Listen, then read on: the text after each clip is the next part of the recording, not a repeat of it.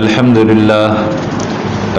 للہ وکفا والصلاة والسلام علی عباده الذین اصطفى اما بعد فاعوذ باللہ من الشیطان الرجیم بسم اللہ الرحمن الرحیم اذن للذین یقاتلون بانہم ظلموا وان اللہ علی نصرہم لقدیر صدق اللہ العظیم رب اشرح لی صدری ویسر لی امری واحلل عقدۃ من لسانی یفقہوا قولی اللہم رب زدنی علما اجمعین آمین یا رب العالمین اللہم صلی علی محمد وعلی آل محمد کما صلیت علی ابراہیم وعلی آل ابراہیم انک حمید مجید اللہم بارک علی محمد وعلی آل محمد کما بارکت علی ابراہیم وعلی آل ابراہیم انک حمید مجید۔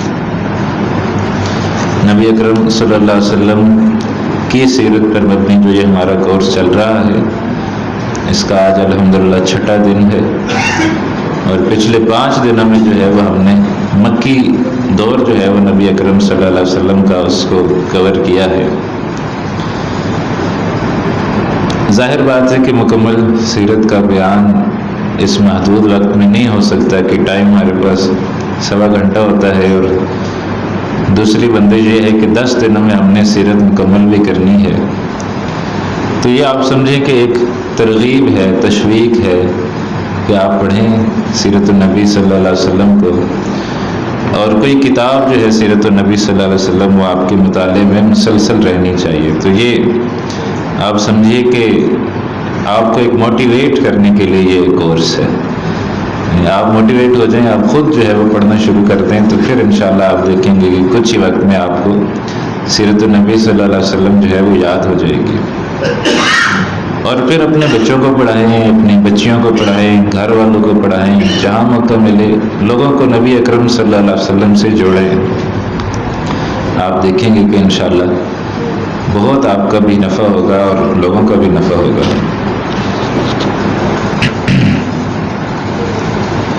ہم جس مقام تک پہنچ چکے تھے وہ یہ تھا کہ نبی اکرم صلی اللہ علیہ وسلم ہجرت کر کے مدینہ آ گئے، ہجرت کا مکمل سفر ہم نے پڑھا، اور نبی اکرم صلی اللہ علیہ وسلم کا مدینے میں قیام ہم نے پڑھا۔ نبی اکرم صلی اللہ علیہ وسلم نے پہلے 6 مہینے میں 3 مہینے میں جو 6 مہینے میں جو 3 کام کیے ہیں وہ بھی ہم نے پڑھے۔ پہلا کام نبی اکرم صلی اللہ علیہ وسلم نے یہ کیا کہ یہود سے معاہدے کیے۔ دوسرا کام انہی 6 ماہ میں ہوا کہ مسجد نبوی کی تعمیر ہوئی۔ تیسرا کام یہ ہوا کہ مواخات ہوا، بھائی چارہ جو ہے وہ بنایا گیا، ایک مہاجر اور ایک انصاری کو آپس میں بھائی بنایا گیا۔ اب اس کے بعد جو ہے وہ مکہ والے بھی چین سے نہیں بیٹھے ہوئے تھے، مکہ والوں کو بھی اس بات کا اندیشہ لگا ہوا تھا کہ ہماری جو سپلائی لائن ہے وہ مدینے سے ہو کے گزرتی ہے، ہمارا جو ٹریڈ روٹ ہے وہ اس کے راستے میں مدینہ پڑتا ہے، اور مکہ والوں کے اس سے پہلے قافلے بڑے محفوظ چلا کرتے تھے، تو لہذا انہوں نے کچھ شرارتیں کی، اور عبداللہ بن ابی کو جو ہے انہوں نے خط لکھا اور کہا کہ تم نے ہمارے لوگوں کو پناہ دی ہے تو ہم تمہیں مزہ چکھا دیں گے۔ اس نے کچھ لوگ جمع کیے، کوئی جنگ کرنے کی، لڑائی کرنے کی کوشش کی، لیکن نبی اکرم صلی اللہ علیہ وسلم فوراً وہاں پہنچے اور معاملے کو رفع دفع کیا، تو لوگ چلے گئے، اس کے ساتھ کھڑے نہیں ہوئے۔ بہرحال اس کے بعد پھر نبی اکرم صلی اللہ علیہ وسلم نے 8 مہمات کا انعقاد کیا، 8 مہمیں بھیجی ہے نبی اکرم صلی اللہ علیہ وسلم نے۔ 4 ان میں سرائے ہیں، سریہ واحد سے سرائے ہیں، 4 غزوات ہیں۔ 4 میں نبی اکرم صلی اللہ علیہ وسلم خود جو ہے وہ گئے ہیں، اور 4 میں صرف صحابہ کرام کو بھیجا ہے۔ اور ان کا مقصد کیا ہوتا تھا؟ ان کا مقصد صرف یہ ہوتا تھا کہ قریش کا قافلہ جو گزر رہا ہو، آپ صلی اللہ علیہ وسلم صحابہ کو بھیجتے اور کہتے کہ فلاں جگہ سے قریش کا جو قافلہ ہے وہ گزرے گا، تم نے وہاں بس کھڑے ہو جانا ہے، کچھ بھی نہیں کرنا، کچھ بھی نہیں، گزرے گا وہ تمہیں دیکھیں گے، تم انہیں دیکھو گے، بس وہ قافلہ چلا جائے گا، ہمیں رپورٹ بھیج دینا، اتنا سکا۔ تو ایک سریہ بھیجا، دوسرا بھیجا، تیسرا بھیجا، اب پہلی دفعہ جب وہ قافلہ مسلمانوں نے دیکھا، انہوں نے جا کے رپورٹ دی ہوگی مکے میں کہ مسلمان راستے میں کھڑے تھے، کہا تو انہوں نے ہمیں کچھ نہیں، پر وہ کھڑے تھے. انہوں نے کہا اتفاق ہوگا، چلو کوئی وہ بھی کہیں جا رہے ہوں گے، آ رہے ہوں گے، اتفاق ہوگا. دوسرا پھر ایک رپورٹ آئی، تیسری رپورٹ آئی، اس طرح. اب یہ کیا تھا؟ یہ تھریٹ اللہ کے نبی صلی اللہ علیہ وسلم نے ان کو پہنچایا، خطرہ کہ تمہارے قافلے اب محفوظ نہیں ہیں. ابھی ہم جانے دے رہے ہیں، پر جس دن ہماری مرضی چلے گی ہم روک لیں گے، ہم اس کو لوٹ لیں گے. تمہارے قافلے اب محفوظ نہیں ہیں. اور ایک باقاعدہ تاکہ وہ سانپ جو ہے وہ بل سے نکلے. اور اسی میں پھر ایک سریہ جو ہے، آپ سمجھیں کہ یہ چھٹا سریہ ہے، بلکہ 7واں سریہ ہے. اس کا نام ہے غزوہ ذی العشیرہ. ایک مقام تھا، اس کی طرف نبی اکرم صلی اللہ علیہ وسلم صحابہ کرام کو لے کے نکلے ہیں تیزی کے ساتھ. اور ابو سفیان جو ہے وہ ایک قافلہ لے کے جا رہے تھے مکہ سے شام.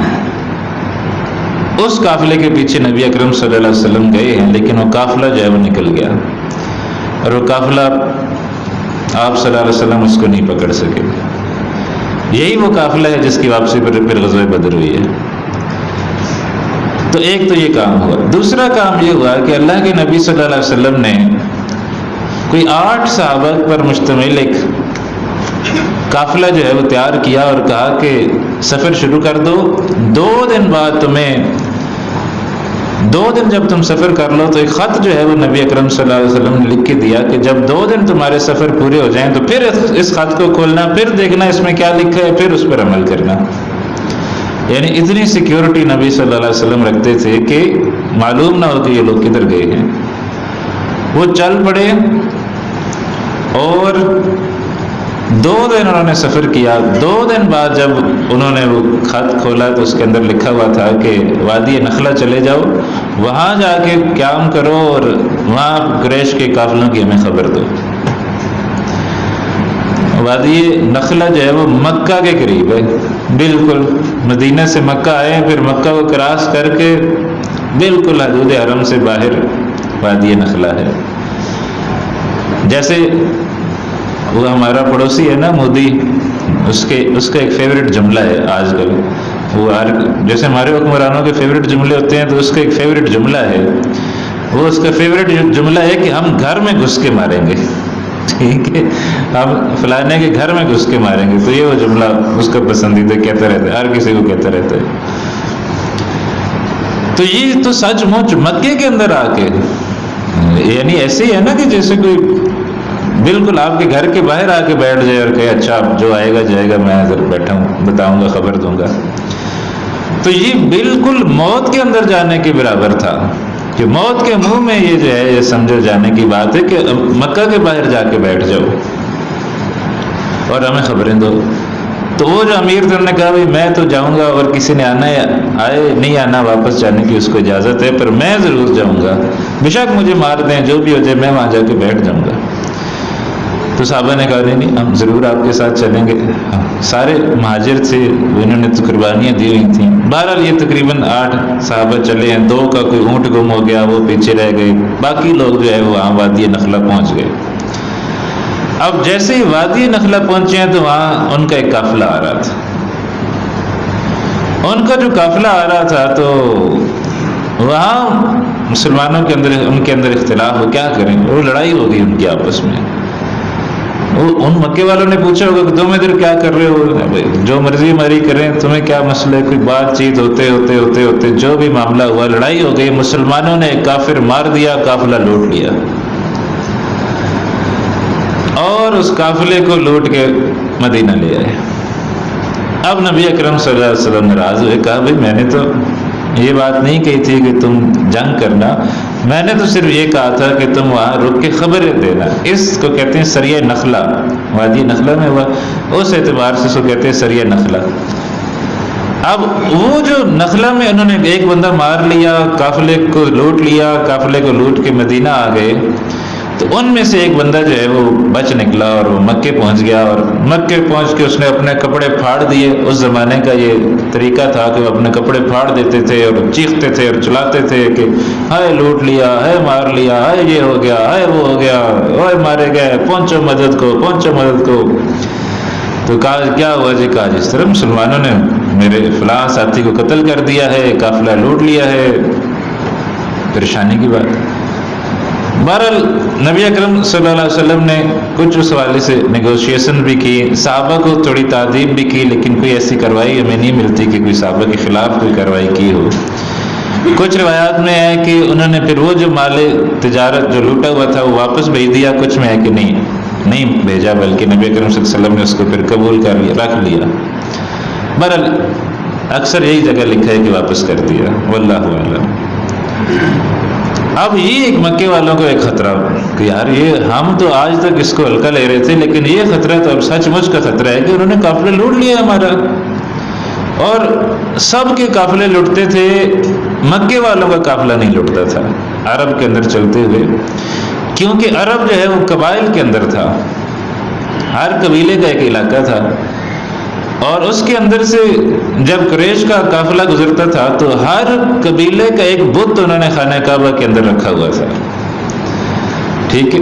تو جس قبیلے سے گزر رہے ہیں اگر اس قبیلے والوں نے کوئی نقصان پہنچایا تو وہ خانہ کعبہ سے ان کے خدا کو اٹھا کے باہر پھینک دیں۔ تو اپنے خدا کے تحفظ کے لیے وہ ان کو کچھ نہیں کہتے تھے کہ یار یہ تو اگر ہم نے قریش کا قافلہ لوٹ لیا تو ہمارے خدا کو باہر پھینک دیں گے، ٹھیک ہے؟ بہرحال یہ تھا، ان کو ایک تحفظ حاصل تھا 360 جو انہوں نے بت رکھے ہوئے تھے اس وجہ سے۔ اب بہرحال یہ ہوا کہ وہ قافلہ سمجھ لیں مسلمانوں نے رکھ لیا۔ نبی اکرم صلی اللہ علیہ وسلم نے جو ہے وہ ڈیوٹی لگائی ہوئی تھی دو صحابہ کی، ایک کا نام ہے طلحہ بن عبید اللہ اور ایک سعید بن زید۔ ان دونوں کی یہ ڈیوٹی لگی ہوئی تھی کہ آپ فلاں جگہ جو ہے وہ جا کے بیٹھ جائیں، اور جب ابو سفیان کا یہ قافلہ واپس آئے تو پھر آپ نے ہمیں خبر دینی ہے، اس قافلے کو لوٹا جائے گا۔ ابو سفیان بھی بہت سمجھدار آدمی تھا اور اس کو بھی اندازہ تھا، اس کو کسی طرح خبر مل گئی تھی کہ مسلمان آتے ہوئے میرے پیچھے آئے ہیں۔ اس کو یہ خیال تھا کہ اب جب میں واپس جاؤں گا تو پھر میرے ساتھ یہ معاملہ جو ہے وہ ہوگا۔ بہرحال وہ ایک جگہ سے گزرا تو وہاں پر یہ دونوں صحابہ موجود تھے، طلحہ بن عبید اللہ اور سعید بن زید۔ یہ پھر انتہائی تیزی کے ساتھ سفر کر کے مدینے آئے ہیں اور آگے نبی صلی اللہ علیہ وسلم کو بتایا کہ فلاں جگہ قافلہ موجود ہے، اتنی رفتار ہے، اتنی دیر میں وہ وہاں ہوگا۔ ظاہر بات ہے دو آدمیوں کا سفر کرنا آسان ہے اور بڑے قافلے کا سفر کرنا مشکل ہے۔ اب یہ قافلہ جو ہے یہ کتنا بڑا تھا اس کا آپ اندازہ کیجئے کہ 1000 اونٹ اس قافلے کے اندر تھے، 1000 اونٹ۔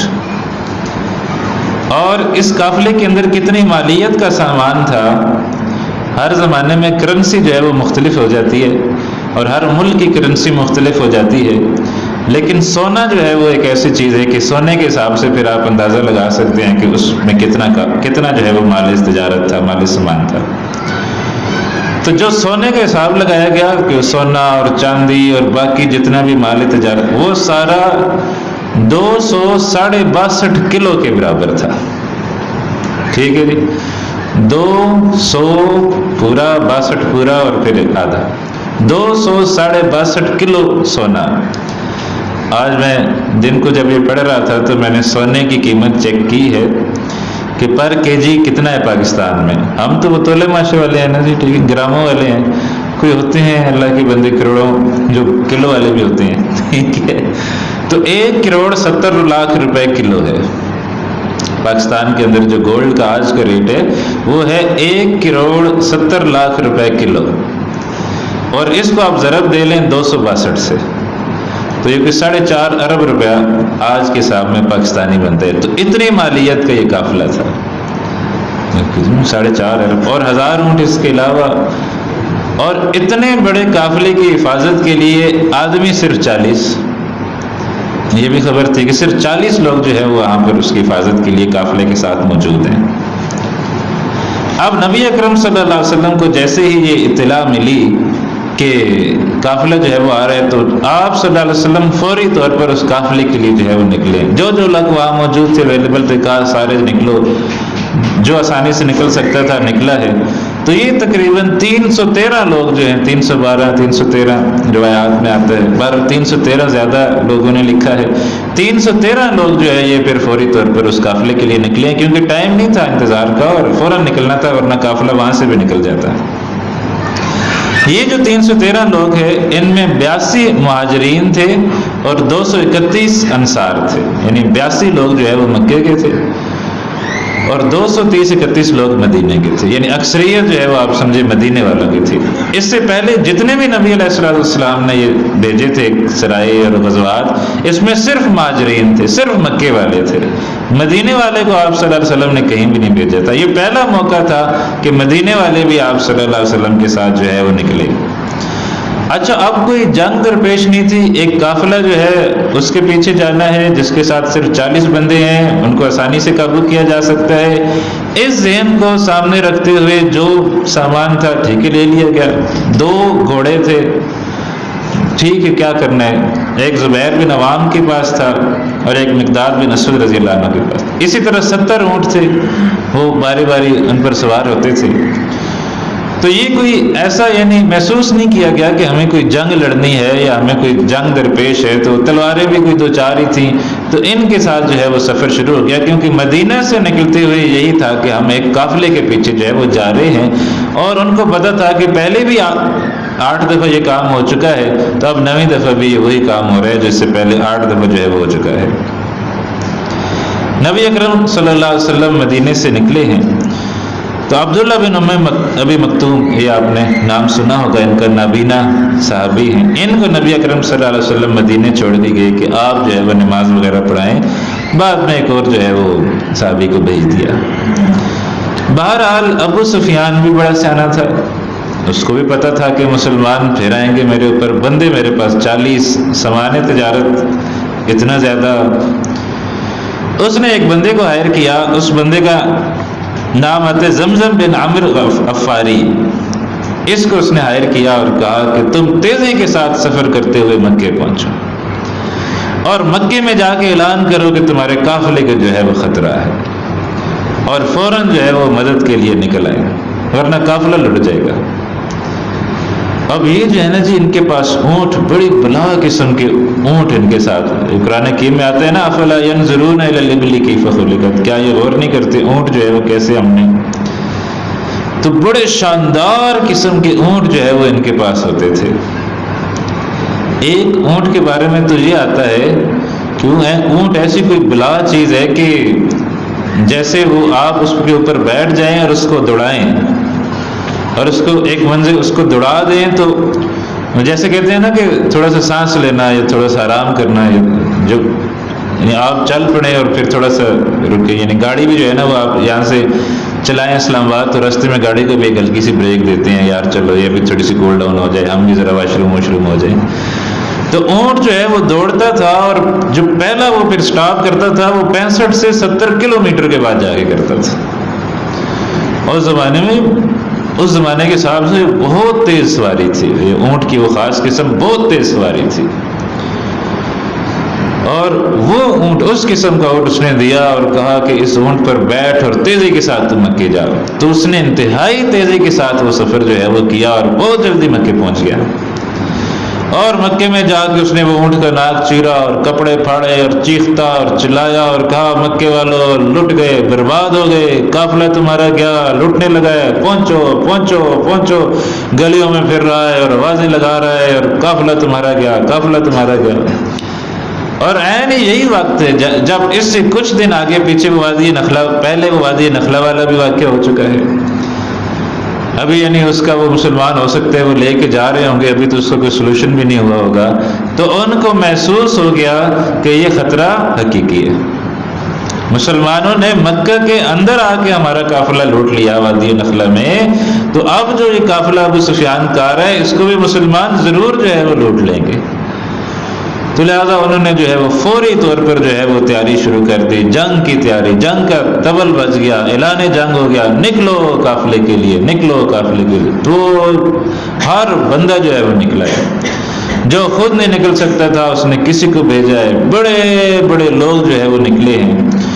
اور مکی لشکر جو ہے وہ جب مکہ سے تقریباً نکلا ہے تو اس کی تعداد 1300 تھی، 1300 کے قریب بندے یہ جو فوری طور پر ہنگامی طور پر انہوں نے 1300 بندے نکالے، اور تمام سردار جو ہے بڑے بڑے وہ بھی نکل آئے۔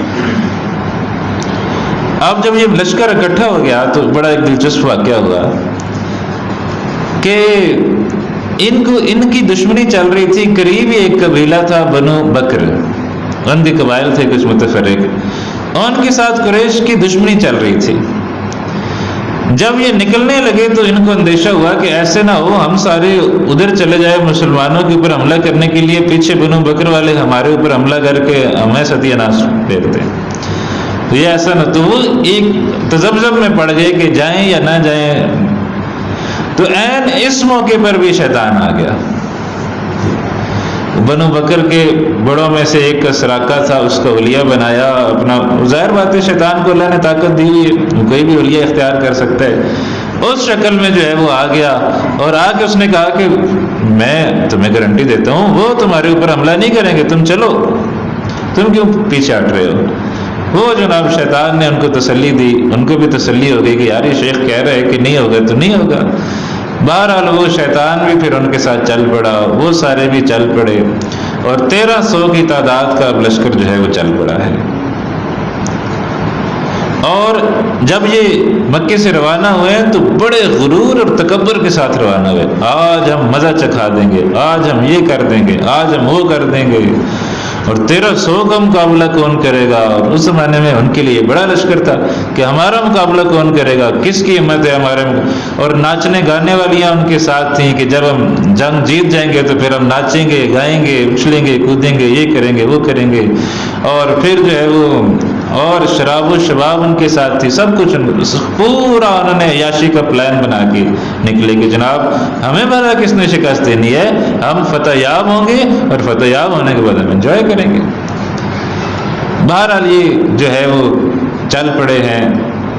اور دوسری طرف ایسے ہوا ابو سفیان قافلہ لے کے آ رہے ہیں اور بہت چکنے ہیں، اب قافلہ بہت سلو آگے بڑھا رہے ہیں، بہت حالات سے آشنا، اور آگے جاتے خبر لیتے، پھر واپس آتے، پھر قافلے کو لے کے آگے جاتے، پھر وہ اس سے آگے جاتے خبر لیتے، پھر قافلے، اس طرح وہ پہلے جا کے کلیئرنس کرتے، پھر قافلے کو لے کے آگے۔ ایک جگہ پر انہوں نے ایک بندے کو دیکھا اور اس کو کہا کہ یار تم نے یہاں کوئی غیر معمولی ایکٹیویٹی دیکھی ہے؟ نہیں، کوئی غیر معمولی ایکٹیویٹی نہیں ہے، ہاں تھوڑی دیر پہلے 2 بندے وہاں بیٹھے ہوئے تھے، وہ اب چلے گئے ہیں، بس یہی غیر معمولی ایکٹیویٹی میں نے دیکھی۔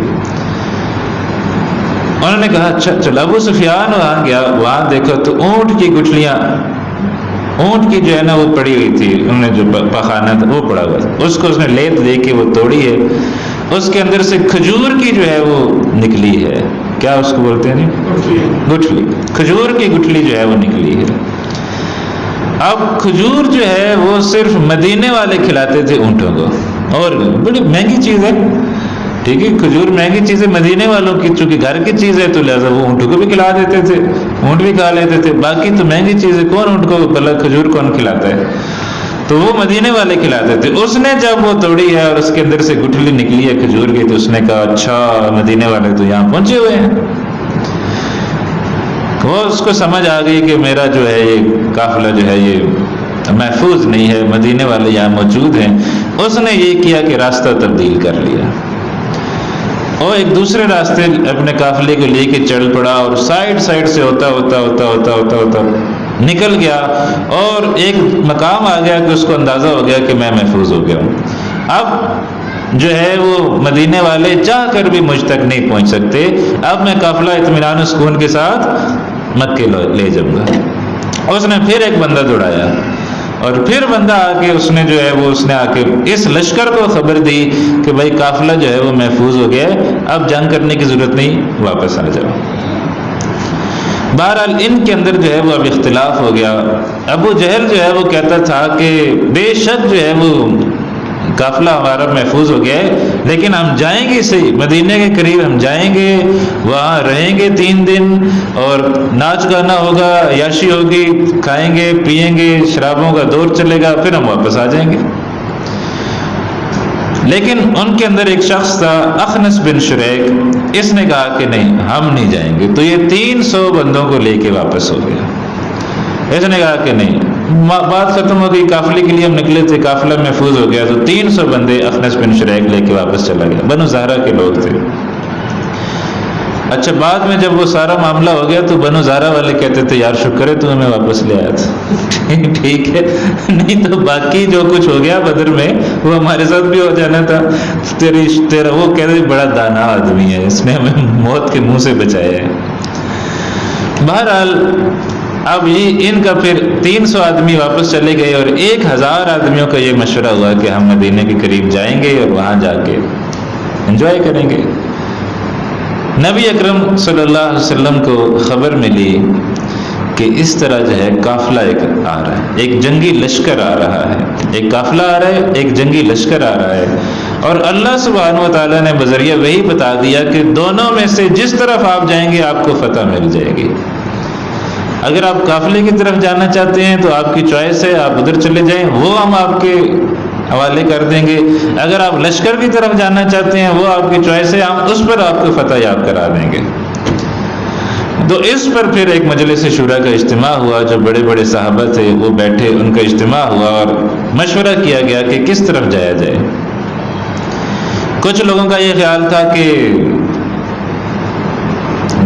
لشکر کی طرف جایا جائے، کچھ اور صحابہ کا یہ خیال تھا کہ نہیں قافلے کی طرف جایا جائے، کیونکہ ہمارے پاس تو کوئی لڑنے والی چیز ہے نہیں، تلواریں بھی نہیں ہیں، کچھ بھی نہیں ہے، تو لہٰذا ہم جو ہے وہ قافلے کی طرف جاتے ہیں، اس کو لوٹ لیں گے، اس کو لوٹنے کے بعد پھر اس لشکر سے بھی نمٹ لیں گے، پھر ہمارے پاس کچھ تلواریں بھی آ جائیں گی، سامان بھی آ جائے گا، پھر ہم ان کا مقابلہ کریں گے۔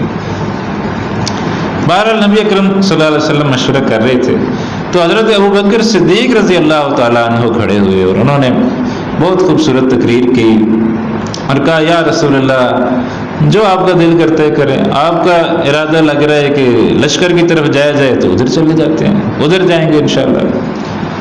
نبی اکرم صلی اللہ علیہ وسلم کہہ رہے ہیں مشورہ دو، مجھے مشورہ دو۔ پھر حضرت عمر فاروق رضی اللہ عنہ کھڑے ہوئے، انہوں نے بڑی تقریر کی، شاندار قسم کی۔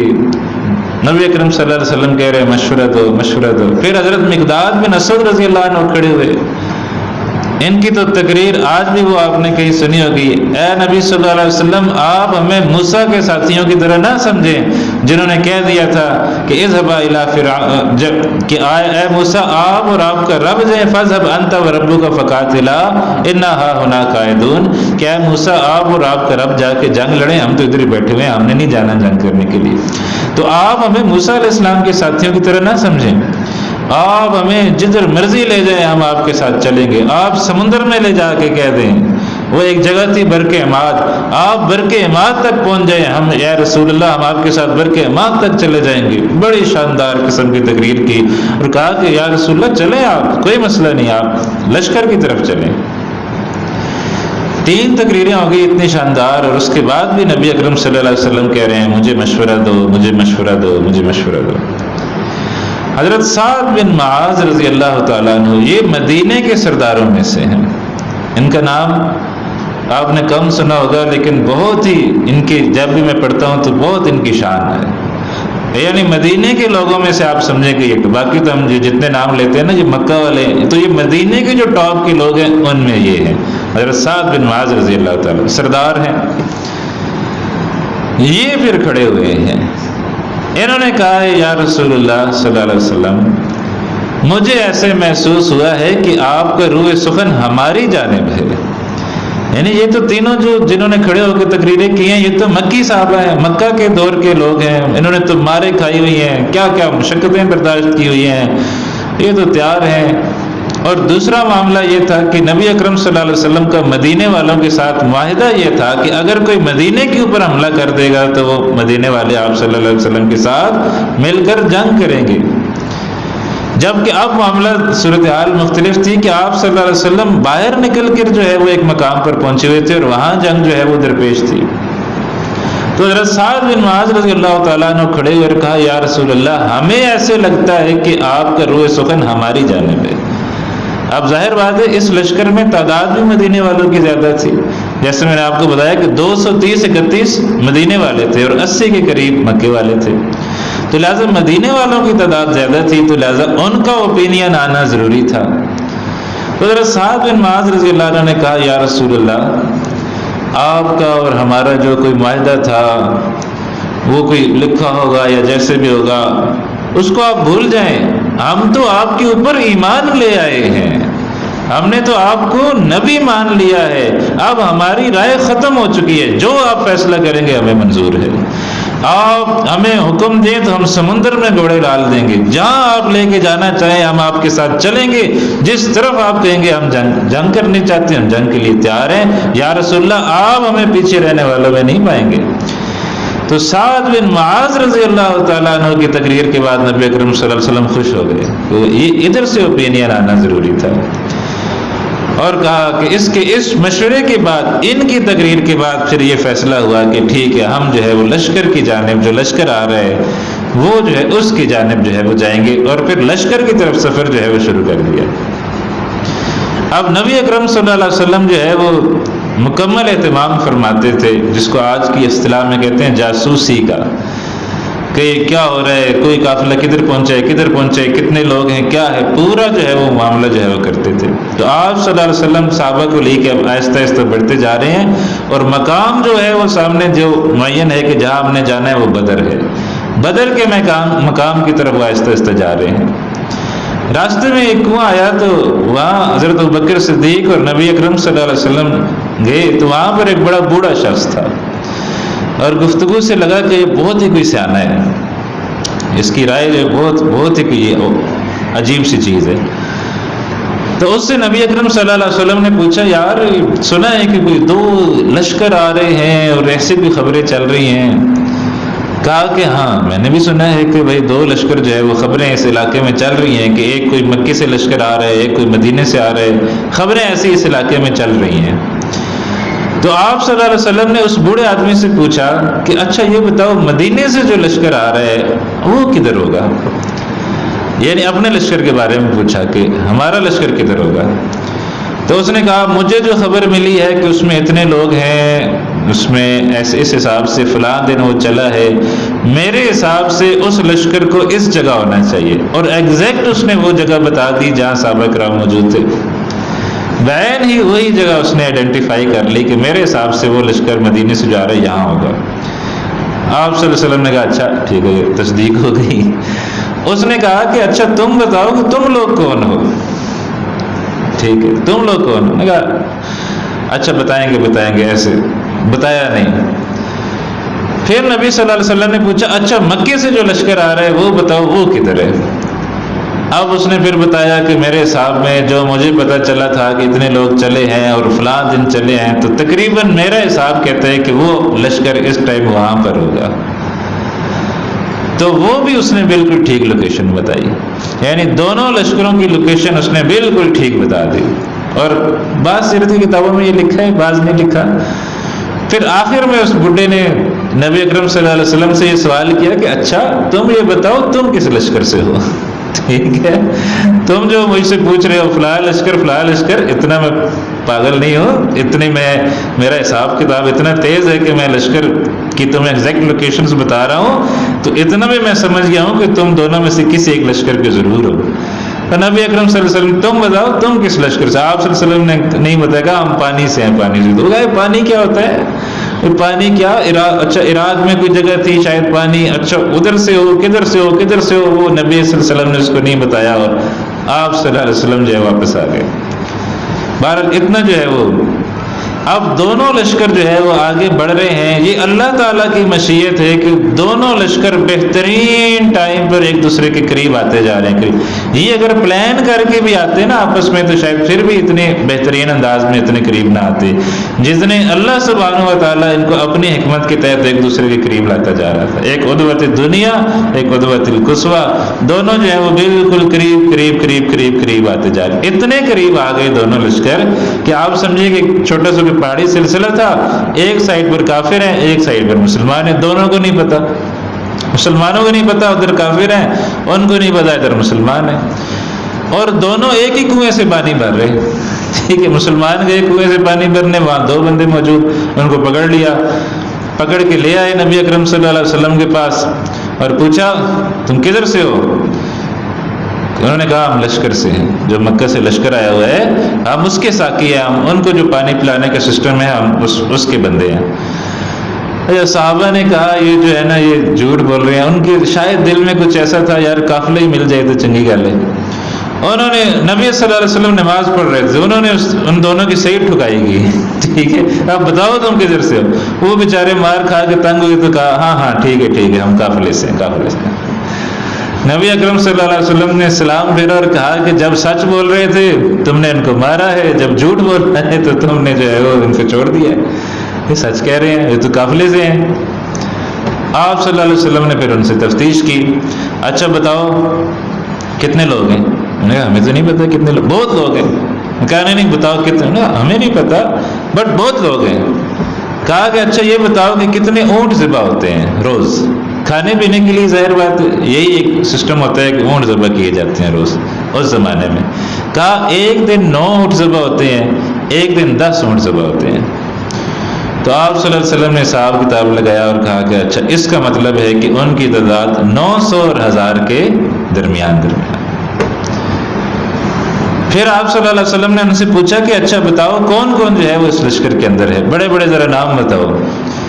اس نے پھر نام بتایا، کہا جی عتبہ ہے، شیبہ ہے، ابو البختری ہے، کلیم بن حزام ہے، نوفل ہے، حارث ہے، طعیمہ ہے، نضر بن حارث ہے، زمع بن اسد ہے، ابو جہل ہے، امیہ بن خلف ہے، بڑے بڑے سردار جو اسے نام آتے تھے سارے اس نے بتائے۔ تو نبی اکرم صلی اللہ علیہ وسلم نے ارشاد فرمایا مکہ نے اپنے جگر گوشے تمہارے قدموں میں لا کے ڈال دیے ہیں، یعنی مکہ نے اپنے پوری کریم جو ہے وہ، یعنی آپ سوچیں کہ مکہ والوں کی کیا عقل تھی، بھلا اپنے سارے جرنیل بھی کوئی ایک ہی جنگ میں جوز دیتا ہے؟ یہ ایک جرنیل ہوتے ہیں، 2 ہوتے ہیں، ٹھیک ہے جاؤ بھائی لڑو تاکہ پیچھے بھی حفاظت رہے، کوئی شکست ہو جائے تو، لیکن ان کو یقین ہی اتنا تھا کہ جیتنا ہی ہم نے، کہ ساری سردار اٹھ کے آ گئے، آج کی زبان میں کہیں تو ساری جرنیل جو ہے وہ میدان جنگ میں آ گئے، تو ساری پھر سب کا ہی کام تمام ہو گیا۔ بہرحال اب یہ لشکر ادھر موجود، مسلمانوں کا لشکر ادھر موجود، اور پہلا کام یہ ہوا کہ رات کو بارش ہو گئی۔ اب جب بارش ہوئی تو مسلمان جس سائڈ پر تھے یہاں تھوڑی سی کوئی ریتلی زمین تھی، ان کے لیے جگہ اچھی ہو گئی، وہ جس سائڈ پہ تھے وہاں زمین مٹی تھی، وہاں کیچڑ ہو گیا، تو ایک تو یہ سہولت ہوگی مسلمانوں کے لیے۔ بہرحال اگلے دن تقریباً پتہ چل گیا دونوں لشکروں کے بھائی ہم اب آمنے سامنے ہیں اور اب جنگ ہونی ہے۔ اب نبی اکرم صلی اللہ علیہ وسلم پہلے جو ہے وہ میدان بدر کے اندر داخل ہوتے ہیں، اور میدان بدر کے اندر داخل ہونے کے بعد نبی اکرم صلی اللہ علیہ وسلم نے ایک مقام پر جو ہے وہ اپنا خیمہ لگایا اور لشکر کو جو ہے ترتیب دی۔ ایک صحابی تھے وہ آئے، ان کا نام تھا حباب بن منظر رضی اللہ عنہ۔ انہوں نے کہا یا رسول اللہ صلی اللہ علیہ وسلم یہ جو کچھ آپ نے یہاں خیمہ لگایا ہے یہ اللہ سبحانہ و تعالیٰ کی طرف سے وحی کے بعد آپ نے یہاں خیمہ لگایا ہے یا ویسے جنگی حکمت عملی ہے آپ نے یہاں خیمہ لگایا ہے؟ تو آپ صلی اللہ علیہ وسلم نے کہا نہیں اللہ کی طرف سے وہی نہیں ہے، بس جنگی حکمت عملی ہے۔ ہم نے کہا کہ یا رسول اللہ یہ مقام ٹھیک نہیں ہے، یہ جو بدر ہے اس کے اندر پانی کے 3 چشمے ہیں، تو آپ صلی اللہ علیہ وسلم نے پہلے چشمے پہ جو ہے وہ خیمہ لگایا تھا کہ یہاں سے پانی بھی ہم لیتے رہیں گے اور مسئلہ نہیں ہوگا۔ ان خباب رضی اللہ عنہ نے کہا یا رسول اللہ ہم تیسرے پہ جا کے بیٹھتے ہیں، ان 2 کو بند کر دیتے ہیں تاکہ ان کو پانی نہ ملے، جو مشرک ہیں ان کا پانی بند کر دیا جائے، پانی بند ہوگا تو اور ڈیسپریٹ ہوں گے۔ تو نبی صلی اللہ علیہ وسلم نے کہا ٹھیک ہے، وہاں جا کے بیٹھ گئے، تیسرے چشمے پر مسلمانوں نے قبضہ کر لیا، جو پہلے 2 چشمے تھے ان کو بند کر دیا۔ تو یہ جو ہے یہ کام کیا۔ پھر حضرت سعد بن معاذ رضی اللہ تعالیٰ جن کا آگے بھی تذکرہ آیا، جن کے مشورے پر ہی پھر جائے، انہوں نے کہا یا رسول، انہوں نے 2 باتیں کہیں، یا رسول اللہ صلی اللہ علیہ وسلم ایک کام تو یہ ہے کہ ہم آپ کے لیے ایک چھپرا جو ہے وہ تعمیر کرتے ہیں تاکہ ایک مرکز بن جائے کہ یہاں پر آپ صلی اللہ علیہ وسلم ہوں گے، وہاں سے آپ کے لیے چھپرا تعمیر کر دیتے ہیں، آپ اس کے اوپر چڑھیں گے تو آپ کو پورا جو ہے میدان نظر آئے گا اور آپ کو پتہ چلے گا کہ جنگ جو ہے وہ کیسی ہو رہی ہے۔ پھر پھر انہوں نے کہا یا رسول اللہ بات ایسی ہے کہ مدینے کے اندر جو ہے نا وہ آپ سے محبت کرنے والے بڑے لوگ موجود ہیں، اور ہمارے ساتھ وہ اس لیے نہیں نکلے ہیں کہ ان کو یہی لگا تھا کہ ہم قافلے کے پیچھے جا رہے ہیں، تو لہٰذا ان کو ضرورت نہیں محسوس ہوئی تو وہ آئے نہیں ہمارے ساتھ۔ تو ایک اونٹنی 2-3 بندے یہاں پر تیار رہیں گے بالکل پوری جنگ کے اندر، اور جیسے ہی ہمیں محسوس ہوا کہ ہم شکست کھا رہے ہیں، آپ کو ہم اس اونٹنی پہ سوار کرائیں گے، وہ آپ کو تیزی سے مدینہ پہنچا دیں گے، اور اتنی گارنٹی ہم لیتے ہیں کہ 1 دن کے لیے اس لشکر کو روک لیں گے، تو 1 دن میں آپ اتنا سفر کر جائیں گے کہ آپ مدینہ پہنچ جائیں گے۔ گویا ایگزٹ پلان یا شکست کی صورت میں کیا ہم نے کرنا ہے یہ بھی حضرت صحابہ نے طے کر لیا۔ 1 اونٹنی 2-4 بندے اس کے ساتھ بہترین قسم کے تیار، جن کا کام یہ کہ خدا نہ خواستہ اگر شکست ہوتی ہے تو نبی اکرم صلی اللہ علیہ وسلم بیٹھیں گے اور ان کو واپس مدینے پہنچا دیا جائے گا۔ انہوں نے کہا مدینے میں آپ سے محبت کرنے والے بہت لوگ ہیں، وہ صرف آئے نہیں کہ ان کو اندازہ نہیں تھا۔ تو یہ بھی صحابہ کی محبت ہے، حضرت سعد بن معاذ کی محبت ہے نبی اکرم صلی اللہ علیہ وسلم۔ کہہ رہے ہیں یا رسول اللہ ہم ان کو روک لیں، 1 دن ہم ان کو روک لیں گے، اتنا ہم ان کو الجھائے رکھیں گے، بے شک ہم 313 کے 313 سارے 300 سارے مارے جائیں، اتنا ہم ان کو الجھائے رکھیں گے کہ 1 دن ان کو آگے نہیں بڑھنے دیں گے۔ وہ بھی نبی اکرم صلی اللہ علیہ وسلم نے منظور فرمایا اور وہ بھی جو ہے وہ تیاری کی گئی۔ بہرحال پھر رات آئی، نبی اکرم صلی اللہ علیہ وسلم رات تقریباً پوری جو ہے وہ آپ سمجھے اللہ کے حضور روتے رہے اور گر گراتے رہے اور دعا کرتے رہے کہ یا اللہ اگر اس لشکر کو کل شکست ہو جاتی ہے تو قیامت تک پھر تیرا نام لیوا کوئی نہیں رہے گا۔ اور بہت زیادہ، اتنا زیادہ نبی اکرم صلی اللہ علیہ وسلم روئے ہیں کہ حضرت ابوبکر صدیق کہنے پر مجبور ہو گئے بس کیجئے یا رسول اللہ، حسبک حسبک، بس کیجئے یا رسول اللہ، بس کیجئے، انشاءاللہ اللہ آپ کو فتح دے گا۔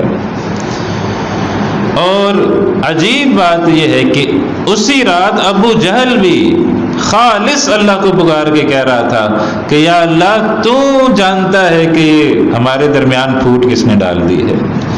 آپ دیکھیں اس نے نہ اس رات لات کو پکارا، نہ منات کو پکارا، نہ عزا کو پکارا، نہ نائلہ کو پکارا، نہ کسی بت کو اس نے نہیں پکارا، خالص اس نے اللہ سبحانہ و تعالیٰ کو پکار کہا یا اللہ تو جانتا ہے کہ ہمارے درمیان تفرقہ کس نے ڈال دیا ہے، بھائی کو بھائی سے کس نے لڑا دیا ہے، باپ کو بیٹے سے کس نے لڑا دیا ہے، یا اللہ کل ہم میں سے جو حق پر ہے اس کو فتح نصیب فرما۔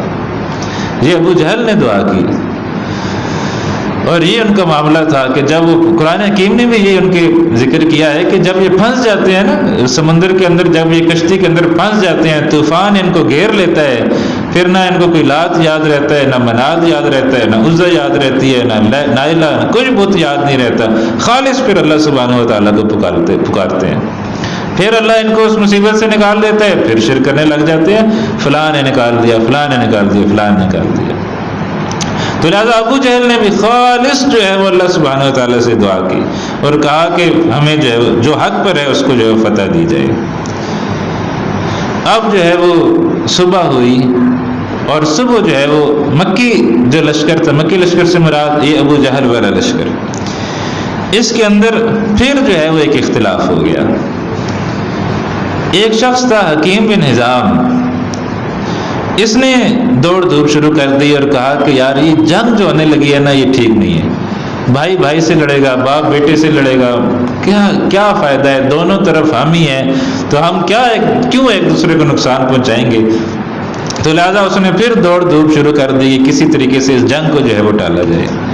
حکیم بن حزام جو ہے یہ گیا ہے عتبہ بن ربیعہ کے پاس اور جا کے کہا دیکھیں آپ بڑے سمجھدار آدمی ہیں، سیانے آدمی ہیں، اور تھا بھی، لیکن آپ جو ہے چاہیں تو اس جنگ کو روک سکتے ہیں، آپ جو ہے وہ کوشش کیجئے کہ کسی طریقے سے یہ جنگ جو ہے وہ رک جائے۔ عتبہ بن ربیعہ نے کہا کہ ٹھیک ہے ابو جہل سے جا کے بات کرو۔ ابو جہل آپ کو پتہ ہے وہ تو دشمن اسلام نمبر 1، وہ تو جنگ کرنے والا ہے، وہ تو جنگ کو پسند کر، تو چاہتا تھا کہ جنگ ہو۔ جیسے ہی جو ہے وہ اس نے جا کے یہ بات کہی ہے تو اس نے کہا کہ اچھا یہ عتبہ اس لیے چاہتا ہے نا کہ اس کا بیٹا حذیفہ ادھر ہے۔ حضرت حذیفہ رضی اللہ عنہ بڑے قدیم الاسلام تھے، بڑا شروع میں انہوں نے اسلام قبول کر لیا تھا، اور یہ اس عتبہ کے بیٹے تھے جو اب سردار بن کے آئے ہوئے تھے، اور یہ بڑے سرداروں میں سے ایک تھا۔ تو ابو جہل نے تانا مارا اور کہا کہ یہ اب اس لیے جنگ سے پیچھے ہٹ رہا ہے کہ اس کا بیٹا سامنے ہے، اس کو پتہ ہے۔ وہ پھر عتبہ کو جوش آ گیا، اس نے کہا ایسی کی تیسی، کوئی بات نہیں، بھلا میں کیوں جنگ سے بھاگوں گا۔ اور اس نے ایک تانا بھی مارا کہ سینے پر خوشبو لگا لے، اور جیسے ہمارا تانا ہوتا ہے نا چوڑیاں پہن لے، کہ اس کو جا کے بولا پھر چوڑیاں پہن لے اور یہ کر لے، تو ان کا یہ تھا کہ خوشبو لگا لے سینے پہ، اور تو کہا کہ پھر آج پتہ چلے گا کہ پھر کون جو ہے وہ خوشبو، جنگ جو ہے وہ ضرور ہوگی۔ تو وہ جو ایک کوشش ہوئی تھی کہ مصالحت ہو جائے، وہ بھی عین وقت پر ناکام ہوگی۔ ابو جہل نے اس کو بھی جو ہے وہ ناکام بنا دیا۔ بہرحال لشکر جو ہے وہ آمنے سامنے آیا، اور وہ جو مشرکین تھے وہ پانی کے حوض پر آئے پانی بھرنے کے لیے، جو ظاہر بات ہے 2 تو مسلمانوں نے پاٹ دیے تھے، ایک ہی جو ہے وہ باقی بچا ہوا تھا۔ مسلمانوں نے ان کو روکنا چاہا، لیکن نبی اکرم صلی اللہ علیہ وسلم نے کہا کہ نہیں، ان کو نہ روکو، پانی بھرنے دو۔ جس نے اس حوض سے پانی پیا یا پانی بھرا، وہ تمام لوگ اس دن قتل ہو گئے۔ اس لیے ٹھیک ہے بھر لو جتنا بھرنا ہے، سوائے ایک بندہ جو ہے وہ بچا تھا جس کا نام حکیم بن نظام ہے، یہ بہت لیٹ جا کے پھر انہوں نے اسلام بھی قبول کر لیا، صحابی بن گئے رضی اللہ تعالیٰ عنہ۔ یہ جو ہے جب انہوں نے اسلام قبول کر لیا تو پھر یہ کہا کرتے تھے جب کوئی بات کہنی ہو نا، قسم اٹھانی ہو تو یوں قسم اٹھایا تھا، اس ذات کی قسم جس نے اس دن حوض سے پانی پینے کے باوجود بھی مجھے زندہ رکھا، کہ ورنہ تو جس نے بھی اس دن اس حوض سے پانی پیا تھا تو مارا گیا تھا۔ بہرحال اس زمانے میں یہ اسلوب تھا کہ پہلے بڑی جنگ سے پہلے لوگ جو ہے وہ نکلتے تھے، مبارزت جو ہے وہ کیا کرتے تھے۔ تو ایک شخص تھا اسود بن عبد الاسد مخزومی، یہ سب سے پہلے نکلا کافروں میں سے، اور اس نے کہا کہ میں جو ہے وہ دیکھو اب پانی پیتا ہوں اس حوض سے جا کے جو مسلمانوں کے پاس ہے، اور میں یعنی ایک شان و شوکت کا بڑا متکبر آدمی تھا کہ میں اس حوض سے پانی پیوں گا اور واپس آؤں گا۔ اب وہ جو ہے وہ تیزی کے ساتھ جو ہے وہ آیا، حضرت حمزہ رضی اللہ تعالیٰ عنہ نے اس کو جو ہے تلوار ماری ہے ایسے کہ اس کا پیر جو ہے وہ کٹ گیا، اور پیر کٹنے کے بعد وہ گھوڑے سے سیدھا نیچے گرا ہے، اور پھر گھسٹنا شروع کر دیا اس نے اس حوض کی طرف کہ میں کم از کم اپنی قسم پوری کر لوں اور میں اس حوض سے پانی جو ہے وہ لے لوں۔ تو حضرت حمزہ رضی اللہ تعالیٰ عنہ نے پھر اس کو جو ہے ایک ایسی زور سے تلوار ماری کہ اس کا کام ادھر ہی تمام ہو گیا۔ تو یہ پہلا شخص تھا جس کو جو ہے وہ قتل کیا گیا، اسود بن عبد الاسد مخزومی۔ اس کے بعد پھر 3 آدمی جو ہے وہ مکے والوں کی طرف سے نکلے ہیں۔ عتبہ بن ربیعہ، یہ جو بڑا سردار تھا جس کو ابو جہل نے تانا مارا تھا کہ اچھا تیرا بیٹا اس طرف ہے نا تو اس لیے نہیں جا رہا، یہ بہت بڑے سرداروں میں سے ایک تھا۔ تو یہ عتبہ بن ربیعہ خود نکلا، اس نے اپنے ساتھ ایک بھائی لیا، اپنے ساتھ اپنا بیٹا لیا۔ تو عتبہ بن ربیعہ، شیبہ بن ربیعہ اور ولید بن عتبہ، یعنی 2 بھائی اور ایک یہ جو عتبہ تھا اس کا بھائی، اس کا بیٹا، یہ تینوں جو ہے یہ سب سے پہلے جو ہے وہ میدان بدر کے اندر جو ہے وہ نکلے ہیں۔ حضرت حذیفہ رضی اللہ تعالیٰ عنہ جو اس عتبہ کے بیٹے تھے، کہا یا رسول اللہ مجھے اجازت دیجیے، میں اپنے باپ کے مقابلے میں نکلتا ہوں، میں اس کو جہنم واصل کروں گا۔ نبی اکرم صلی اللہ علیہ وسلم رحمت للعالمین ہے، انہوں نے کہا نہیں آپ نہ جائیں۔ تو 3 صحابہ نکلے جو مدینے والوں کے تھے، مدنی صحابہ تھے، وہ جو آئے ان کے مقابلے کے لیے۔ عتبہ نے پوچھا کون ہو تم؟ انہوں نے اپنے اپنے نام بتائے، کہا نہیں تم سے ہماری کوئی جنگ نہیں، ہمارے مقابلے میں ہمارے لیول کے بندے بھیجو، ہم سردار ہیں تو ہمارے مقابلے میں سردار جو ہے وہ بھیجو، ہماری ٹکر کے بندے بھیجو، لڑتے ہوئے ذرا ہمیں مزہ آتا ہے، تم سے ہماری کوئی جنگ نہیں ہے، جاؤ چلے جاؤ۔ نبی اکرم صلی اللہ علیہ وسلم نے ان تینوں کو جو ہے وہ واپس بلا لیا، اور پھر حضرت عبیدہ رضی اللہ تعالیٰ عنہ کو، بڑے ضعیف تھے لیکن ان کو بھیجا، حضرت حمزہ رضی اللہ تعالیٰ عنہ کو، حضرت علی رضی اللہ تعالیٰ عنہ کو، ان 3 کو جو ہے وہ ان 3 کے مقابلے میں نکالا۔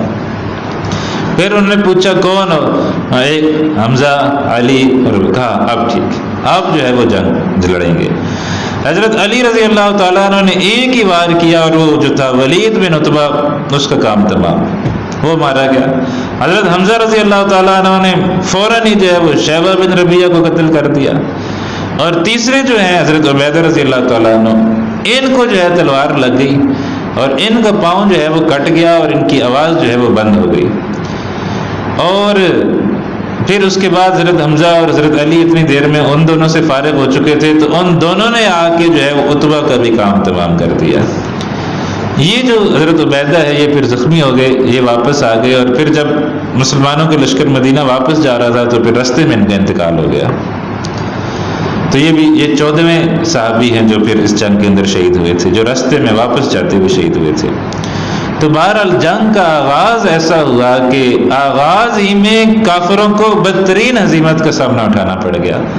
یعنی چار بڑے بندے جو ہے ان کے شروع میں ہی مارے گئے. وہ ایک جو پانی کے لیے نکلا تھا, 3 یہ سردار, اور چاروں کے چاروں جو ہے وہ ہلاک ہو گئے, اور مسلمانوں کو کوئی اتنا بڑا نقصان نہیں پہنچ رہا. بہرحال اس کے بعد جو ہے وہ عام لڑائی جو ہے وہ پھر شروع ہوئی. نبی اکرم صلی اللہ علیہ وسلم نے ہدایات دی ہوئی تھی, بھائی ہمارے پاس تیر کم ہیں, تلواریں کم ہیں, تو آپ نے تیر ضائع نہیں کرنے, اندھا دھند نہیں چلانے. جب قریب آ جائیں تو پھر آپ نے جو ہے وہ ان کے اوپر تیر اندازی جو ہے وہ کرنی ہے. اور پھر نبی اکرم صلی اللہ علیہ وسلم جو ہے وہ دعا میں مشغول ہو گئے, اور دعا کر رہے ہیں اور کر رہے ہیں اور کر رہے ہیں, اور جنگ جو ہے وہ شروع ہو گئی کہ نبی اکرم صلی اللہ علیہ وسلم اچانک جو ہے وہ اٹھتے ہیں اور ابوبکر صدیق کو کہتے ہیں, ابوبکر خوش ہو جاؤ, خوش ہو جاؤ, جبرائیل آ گئے ہیں اور فرشتے آ گئے ہیں, اور جبرائیل جو ہے وہ گھوڑے پر سوار ہیں, اور فرشتے جو ہے آ گئے ہیں ہماری مدد کے لیے. اس کا پھر تذکرہ قرآن حکیم میں بھی آ گیا کہ فرشتے جو ہے وہ مسلمانوں کی مدد کے لیے اتارے گئے تھے. 3000 5000 اللہ سبحانہ و تعالیٰ نے مسلمانوں کی مدد کے لیے فرشتے اتار دیے. اور نبی صلی اللہ علیہ وسلم کھڑے ہوئے اور ایک مٹھی جو ہے وہ مٹی لی, اور ایسے جو ہے نبی اکرم صلی اللہ علیہ وسلم نے پھینکی اور کہا شاہت الوجوہ, شاہت الوجوہ, چہرے بگڑ جائیں, چہرے بگڑ جائیں. اور یہ مٹی آپ صلی اللہ علیہ وسلم نے پھینکی ہے تو تمام لشکر نے جو ہے وہ جو کافروں کا لشکر تھا تمام نے یہ محسوس کیا کہ شاید ان کے اوپر مٹی جو ہے وہ پھینکی گئی ہے. جو کہا گیا نا کہ وَمَا رَمَيْتَ إِذْ رَمَيْتَ وَلَكِنَّ اللَّهَ رَمَا, جو مٹی پھینکی تھی, جو کنکر پھینکے تھے اور آپ نے پھینکے تھے, وہ آپ نے نہیں پھینکے تھے, وہ ہم نے پھینکے تھے. تو اللہ نے اس کو اپنی طرف منسوب کر لیا قرآن حکیم میں کہ یہ جو مٹی آپ نے پھینکی تھی یہ گویا ہم نے پھینکی تھی. بہرحال وہ جو ہے اب اس کے بعد وہ قتل عام ہوا ہے ان کا کہ تمام بڑے بڑے سردار جو ہیں وہ تقریباً ان کے مارے گئے. نبی اکرم صلی اللہ علیہ وسلم نے حکم دیا حملہ کر دو. اب اتنی دیر میں وہ تھک چکے تھے, اور جب نبی اکرم صلی اللہ علیہ وسلم نے حکم دیا تو مسلمان جو ہے ان کا جذبہ بڑے عروج پہ تھا, اور نبی اکرم صلی اللہ علیہ وسلم نے کہا کہ جنت پکار رہی ہے, اس جنت کی طرف چلو جو انتظار کر رہی ہے. اور پھر صحابہ کا جذبہ اور بڑھ گیا, اور وہ مسلمانوں نے اس طرح حملہ کیا کہ اڑا کے رکھ دیا. ایک صحابی عمیر بن حمام رضی اللہ تعالیٰ عنہ کہا یا رسول اللہ مر گئی تو کیا ملے گا؟ کہا جنت ملے گی. تو ایسے کوئی کھجوریں پکڑی ہوئی تھیں, وہ کھا رہے تھے, تو کہا کہ اتنا بھی بھلا کیا ٹائم کہ کھجوریں میں کھا لوں, جنت میں جا کے کھاتا ہوں. وہ کھجوریں پھینکی اور گھس گئے اس کے اندر اور شہید ہو گئے. ایک اور صحابی اسی طرح ہے, کہا یا رسول اللہ اللہ سبحانہ و تعالیٰ کیا پسند کرتا ہے؟ کہا کہ اپنی یہ زرے شریں اتار دو اور بغیر زرہ کے اندر میدان جنگ کے اندر گھس جاؤ اور اللہ کے راستے میں. انہوں نے زرہ شریں اتار کے پھینکی اور گھس گئے اس کے اندر, اور وہ بھی شہید ہو گئے. بہرحال مسلمانوں کی شہادتیں بہت کم ہوئیں. 13 میدان کے اندر ایک واپسی کے اندر صرف 14 صحابہ شہید ہوئے, جبکہ اس کے مقابلے میں 70 جو ہے وہ مارے گئے, اور بڑے بڑے لوگ مارے گئے. ایک ہوتا ہے کہ 70 فگر چھوٹے چھوٹے لوگ کوئی مارے جائیں تو 70 فگر اہمیت اس طرح نہ رکھتا ہو, لیکن بڑے بڑے سرداران وہ جو ہے وہ ان کے مارے گئے, اور وہ سارے جو ہے ان کا حالت خراب ہو گئی. اور یہ جو لشکر ہے اس کے ساتھ شیطان بھی جو ہے وہ آیا ہوا تھا, یہ شیطان بھی اس لشکر کے ساتھ موجود تھا. وہ جو مکے سے آیا تھا, مکے کے ساتھ جو ہے یہ چلتا ہوا پھر آیا تھا. اس نے جو ہے وہ جب دیکھا کہ فرشتے آ گئے ہیں, یہ پہلے تو یہ کھڑا رہا, پھر لیکن جب اس نے دیکھا نا کہ فرشتے آ گئے ہیں تو اب تو میری خیر نہیں ہے, یہ پھر بھاگا ادھر سے. اس کو ایک شخص نے پکڑ لیا اور کہا کہ سراقہ کدھر جا رہے ہو, کیونکہ وہ اس کے حلیے میں آیا ہوا تھا. تو اس نے شیطان نے اس کو ایسا ہاتھ مارا کہ وہ بیچارہ وہ اڑتا ہوا پیچھے جا گرا اور کہا کہ جو کچھ میں دیکھ رہا ہوں تم نہیں دیکھ رہے، اور سیدھا بھاگا اور سمندر قریب تھا اور سمندر کے اندر جا کے غوطہ لگا دیا۔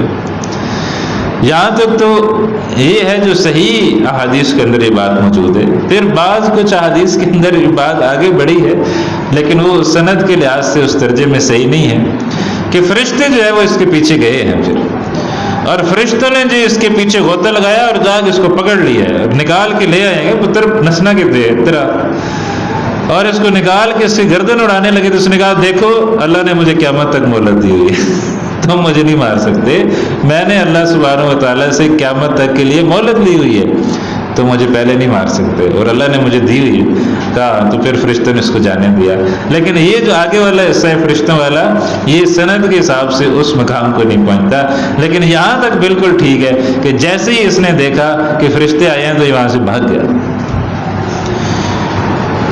پھر میدان جنگ کے اندر عجیب عجیب جو ہے وہ واقعات جو ہے وہ ہوئے کہ دو بڑے نوجوان قسم کے صحابی جو ہیں وہ دیکھتے ہیں،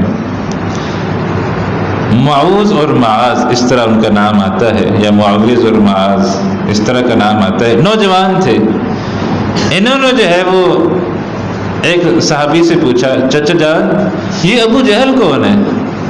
چونکہ یہ مدینے کے تھے وہ مکے کا تھا، لہذا کوئی معلوم نہیں تھا کہ یہ کون ہے، تو لہذا اس سے پوچھا کہ یہ ابو جہل کون ہے؟ انہوں نے کہا اچھا چلو اب مجھے نظر آئے گا تو پھر میں تمہیں جو ہے وہ دکھاؤں گا۔ تو وہ تھوڑی دیر بعد ان کو نظر آ گیا اور کہا کہ فلاں جو ہے نا فلاں آدمی دیکھ رہے ہو وہ ابو جہل ہے۔ کہتے ہیں ابھی میں نے اشارہ کیا ہی تھا کہ وہ دونوں نوجوان جو ہے وہ تیزی کے ساتھ حملہ آور ہوئے ہیں ابو جہل کی طرف، اور ابو جہل جیسا جوان اور طاقتور اور لڑنے والا، اور اس کے لیے کیا تھا دو بچے جن کی عمریں بھی کم، لیکن یہ بھی ایک کمال تھا کہ ان دو بچوں نے اس کو گرا دیا، خود بھی وہ زخمی ہو گئے، خود بھی ان کی حالت غیر ہو گئی، لیکن انہوں نے ابو جہل کا بھی تقریباً کام تمام کر دیا، وہ بھی گر گیا اور زخمی ہو کے گر گیا، اور پھر وہ کراہتا رہا کافی دیر۔ جب جنگ ختم ہوئی تو نبی اکرم صلی اللہ علیہ وسلم نے کہا کہ ابو جہل جو ہے نا اس کو تلاش کرو۔ وہ اب تلاش کر رہے ہیں تلاش کر رہے ہیں۔ عبداللہ بن مسعود رضی اللہ تعالیٰ عنہ انتہائی دبلے پتلے صحابی تھے، کمزور سے تھے، انہوں نے تلاش کرتے کرتے ان کو جو ہے ابو جہل مل گیا، اور اس وقت وہ زندہ تھا، تو یہ اس کے اوپر چڑھ کے بیٹھ گئے۔ تو اس نے جو ہے آنکھیں کھولی اور کہا کہ اچھا میں اب مرنے لگا ہوں، بتاؤ کہ فتح یاب کون ہوا ہے؟ تو اس نے کہا اللہ کے دشمن تجھے معلوم ہو تمہارے لشکر کو شکست ہو گئی ہے، مسلمان فتح یاب ہو گئے ہیں۔ نے کہا اچھا، پھر اور اس کو افسوس ہوا۔ پھر جب یہ گردن اس کی کاٹنے لگے اس نے کہا کہ ذرا میری گردن نیچے سے کاٹنا تاکہ پتہ چلے کسی سردار کی گردن جو ہے وہ کاٹی جا رہی ہے۔ انہوں نے جو ہے وہ اس کی گردن کاٹی، نیچے سے کاٹی۔ اب اس کا سر اتنا بڑا تھا کہ ان سے تو اٹھایا ہی نہ جائے، یہ بیچارے کمزور سے دبلے پتلے تھے، یہ بالوں سے پکڑ کر گھسیٹنا شروع ہو گئے، اور گھسیٹ کے سر کو جو ہے وہ نبی اکرم صلی اللہ علیہ وسلم کے سامنے لا کے کہا آپ سے سوال یہ کون ہے؟ پھر اس کو چہرے کو صاف کیا تو صحابہ نے کہا اللہ اکبر، تو دشمن اسلام نمبر 1 ابو جہل، اس کا سر جو ہے وہ ان کے نبی اکرم صلی اللہ علیہ وسلم کے قدموں میں لا کے رکھا گیا۔ اسی طرح امیہ بن خلف وہ شخص ہے جو حضرت بلال رضی اللہ تعالیٰ عنہ کو بہت ستاتا تھا، بہت ان کے اوپر جو ہے وہ ظلم کرتا تھا، اور وہ آپ کو پتہ ہے ریت پہ لٹا دیتا اور اوپر پتھر رکھ دیتا اور کیا کیا جو ہے وہ کام اس نے نہیں کیے۔ امیہ بن خلف نے جب یہ دیکھا کہ یہ تو بڑی معاملہ خراب ہے اور سارے بندے جو ہے وہ مارے جا رہے ہیں، تو ان کی عبد الرحمن بن عوف جو صحابی رسول ہیں ان کے ساتھ پرانے تعلقات تھے، بچپن کی دوستی رہی ہوگی۔ عبد الرحمن بن عوف جو ہے وہ کوئی کھجوریں اٹھائے ہوئے تھے، اس زمانے کا یہ اسلوب تھا کہ بھائی جنگ کے اندر ساتھ ساتھ مال بھی اکٹھا کرتے رہو کہ جو تم اکٹھا کرو گے وہ تمہارا ہوگا۔ مال غنیمت کا حکم پھر جنگ بدر کے بعد آ گیا کہ اس کی تقسیم کیسے کرنی ہے، تو وہ جو ہے وہ کوئی کھجوریں اٹھائے ہوئے پھر رہے تھے۔ امیہ بن خلف نے کہا یار یہ چھوڑو، کیا کھجوریں، تم ایسا کرو مجھے قیدی بنا لو اور میں پھر تمہیں جو ہے نا بڑے پیسے دوں گا. چھوڑا ان کھجوروں وجوروں کو، کس چکر میں پڑے ہوئے. انہوں نے جو ہے وہ کھجوریں پھینک دی اور اس کو جو ہے وہ سمجھ لے باندھ لیا اور قیدی بنا کے لے چل پڑے گے. اس کو جو ہے وہ جب رہا کریں گے تو اس سے اچھے پیسے لیں گے. اب لے کے جا رہے ہیں تو حضرت بلال رضی اللہ تعالیٰ عنہ نے دیکھ لیا اس کو، کہا مسلمانوں یہ رہا اللہ کا دشمن، آؤ اس کے اوپر حملہ کرو، اس کو قتل کر دو. اب وہ عبد الرحمن بن عوف اس کو بچا رہے ہیں کہ یار میرے پیسے جا رہے ہیں، تم اس کو مارو گے تو میرے پیسے. اس کو لٹا لیا، اس کے اوپر لیٹ گئے خود، اور مسلمانوں نے نیچے سے تلواریں گھسیڑ کے نا اسے مار دیا. وہ جو امیہ بن خلف تھے، بڑی انہوں نے کوشش کی کہ یار کسی طریقے سے میں اس کو بچا لوں، انہوں نے مار دیا مسلمانوں کو. خیر جب وہ مر گیا تو بلال سے کہنے لگے بلال نہ میری کھجوریں رہیاں نہ میرا بندہ رہا. چنگیا بلے میں کھجوریں چکی ہوئی ہیں سن، اچھی بلی میں نے کھجوریں اٹھائی ہوئی تھی وہ تو بچ ہی جاتی مجھے، میں اس کے چکر میں پڑا اور تم نے اس کو بھی مروا دیا. تو وہ اللہ کے اس دشمن کا وہ بھی کام تمام ہو گیا. کچھ لوگوں کے بارے میں اس جنگ سے پہلے نبی اکرم صلی اللہ علیہ وسلم نے کہا تھا کہ بھائی ان کو نہیں مارنا. ان کے اندر ایک حکیم بن حزام تھے. یہ وہ شخص تھے جو اگر آپ کو یاد ہو کہ جب ہم نے پڑھا تھا کہ جب محاصرہ کیا گیا تھا شیب ابی طالب میں، تو یہ حکیم بن حزام جو ہے اونٹ کو جو ہے وہ ادھر ہانک دیا کرتے تھے اور وہ مسلمان جو ہے وہ اس کو استعمال کر لیتے تھے اور کوئی خوراک بھی پہنچاتے رہتے تھے. تو نبی اکرم صلی اللہ علیہ وسلم نے کہا کہ حکیم بن حزام کو بھائی کوئی نہ مارے، اگر وہ کسی کے آگے بھی آ جائے تو کوئی نہ مارے. یہ پھر بات یہی وہ ہیں جنہوں نے پانی بھی پیا تھا اور بچ گئے، اور یہی جو ہے یہ انہوں نے اسلام قبول کر لیا تھا آخر میں. پھر ابو البختری ایک شخص تھا، وہ بھی جو ہے یعنی بہت اچھا انسان تھا. اور جب وہ بائیکاٹ جب ختم ہوا تھا تو وہ جو 5 لوگ جنہوں نے جو پہلے تھے ان کے اندر ابو البختری بھی جو ہے وہ شامل تھا. اس کے بارے میں یہ کہا گیا تھا کہ اس کو بھی جو ہے وہ نہ مارا جائے، لیکن اس کے ساتھ یہ معاملہ ہوا کہ وہ مارا گیا مسلمانوں کا. ابو البختری جو ہے وہ اپنے ایک ساتھی کے ساتھ تھا اور مسلمانوں کے شکنجے میں آ گیا. مسلمانوں نے اس سے کہا ابو البختری ہمیں یہ حکم ہے کہ آپ کو ہم نے نقصان نہیں پہنچانا، لیکن یہ جو آپ کے ساتھ بندہ ہے نا اس کو ہم نہیں چھوڑیں گے، اس کو ماریں گے. اس نے کہا نہیں میں تو پھر اپنے دوست کے ساتھ ہوں. مسلمان نے ٹھیک ہے پھر مجبوری ہے کہ پھر ہمیں آپ کو بھی مارنا پڑے گا. پھر وہ ابو البختری مارا گیا، حالانکہ وہ اچھا آدمی تھا. اسی طریقے سے نبی اکرم صلی اللہ علیہ وسلم نے کہا کہ عباس رضی اللہ تعالیٰ جو بہت لیٹ اسلام قبول کیا، عباس جو ہیں وہ جو ادھر سے آئے ہوئے ہیں میرے چچا ہیں، ان کو بھی جو ہے وہ نہیں مارا جائے گا کیونکہ وہ مجبوری میں لائے گئے ہیں اور وہ آنا نہیں چاہتے تھے. اور اسی طریقے سے بنی ہاشم سے جو لوگ آئے ہوئے ہیں ان کو بھی نہیں مارا جائے گا کیونکہ وہ بھی مجبوری کے اندر آئے ہوئے ہیں. تو لہٰذا یہ کچھ لوگ تھے جن کو نبی اکرم صلی اللہ علیہ وسلم نے کہا تھا کہ ان لوگوں کو نقصان نہیں پہنچانا. تقریباً سب بچ گئے، ایک ابو البختری جو ہے وہ مارا گیا. حضرت عباس رضی اللہ تعالیٰ عنہ جو ہے وہ قیدی بن گئے. اور عباس رضی اللہ عنہ بڑے طاقتور تھے اور جس نے ان کو قیدی بنایا وہ انتہائی کمزور آدمی تھا. اور وہ جب آئے ہیں تو انہوں نے کہا ہے کہ عباس آپ اپنا آپ دیکھیں، جو آپ کو قیدی بنا کے لا رہے اس کو دیکھیں، کیا ہوا ہے آپ اس کے ہاتھوں کیسے قیدی بن گئے؟ انہوں نے کہا نہیں اس نے مجھے قیدی نہیں بنایا، وہ جس نے مجھے قیدی بنایا تھا وہ کوئی اور تھا. تو نبی صلی اللہ علیہ وسلم نے کہا وہ فرشتہ تھا جس نے ان کو قیدی بنایا تھا. اور اسی طریقے سے فرشتوں کی مدد جو ہے وہ رہی ہے. ایک صحابی جو ہے وہ کہتے ہیں کہ میں تلوار اٹھائی اور میں نے ایسے گردن پہ اوپر مارنے ہی لگا تو وہ جو ہے اس کی گردن، میری ابھی تلوار اس کو ٹچ نہیں ہوئی تھی کہ اس کی گردن پہلے ہی اڑ گئی. تو اس کا اندازہ ہوا کہ یہ شاید کسی اور نے یہ کام کیا ہے. اسی طریقے سے کہتے ہیں ایک اور صحابی کہتے ہیں کہ میں ایک مشرک کے پیچھے بھاگ رہا تھا، اس کو جو ہے وہ میں ابھی اس کے پیچھے تھا کہ اس کے اوپر زور سے جو ہے کوڑا لگا، حالانکہ میں نے تو اس کو نہیں مارا تھا. ہاں یہ فرشتے تھے. تو فرشتے جو ہے وہ باقاعدہ طور پر اس جنگ کے اندر جو ہے وہ موجود تھے، وہ جو ہے مسلمانوں کی جو ہے وہ مدد کر رہے تھے. بہرحال شکست فاش کا سامنا کرنا پڑا اس لشکر کو. 70 کے قریب سردار جو ہے وہ مارے گئے، لشکر جو ہے وہ تتر بتر ہو گیا، 70 جو ہے وہ قیدی بن گئے. اور نبی اکرم صلی اللہ علیہ وسلم نے وہاں 2-3 دن قیام فرمایا. اور پھر جو ہے آپ صلی اللہ علیہ وسلم مدینے کی طرف چلے، اور یہ لشکر جو بھاگا تھا یہ پھر چھپتا چھپاتا کوئی کس طرح مکے پہنچا، کوئی کس طرح مکے پہنچا، چھپ چھپا کے پھر اکٹھے نہیں آئے۔ جس طرح کرکٹ ٹیم ورلڈ کپ جیت کے آئے تو ساری اکٹھی آتی ہے، اور ورلڈ کپ ہار کے آئے تو کوئی لاہور اترتا ہے، کوئی کراچی اترتا ہے، کوئی پشاور اترتا ہے، کوئی کدھر اترتا ہے، تاکہ اگر کوئی کسی کے ہاتھے چڑھ جائے تو کم بیچتی ہو۔ تو اب آیا نہیں، چونکہ یہ ہار کے آئے تھے تو لہذا یہ علیحدہ علیحدہ 2-2 3-3 اس طرح کر کے جو ہے وہ مکے واپس جا رہے تھے۔ اب نبی اکرم صلی اللہ علیہ وسلم جو ہے وہ ان 70 لوگوں کو قیدی بنا کے چل پڑے مدینے۔ اس سے پہلے جو ہے وہ مدینے کے اندر ایک پریشانی کی بات ہو گئی کہ وہاں پر یہود تھے، انہوں نے یہ خبر اڑا دی کہ بدر کے اندر مسلمانوں کو بدترین شکست ہو گئی ہے، نبی اکرم صلی اللہ علیہ وسلم شہید کر دیے گئے ہیں اور تمام مسلمانوں کو قیدی بنا لیا گیا ہے۔ یہ یہود جو ہے ایسے کم بخت ہیں، ایسی خبر اڑا دی انہوں نے۔ اب نبی اکرم صلی اللہ علیہ وسلم نے کیا کیا کہ ایک صحابی کو جو ہے وہ اپنی اونٹنی دی اور کہا کہ یہ اونٹنی لے جاؤ اور جا کے خبر دو کہ اللہ تعالیٰ نے ہمیں فتح دے دی ہے۔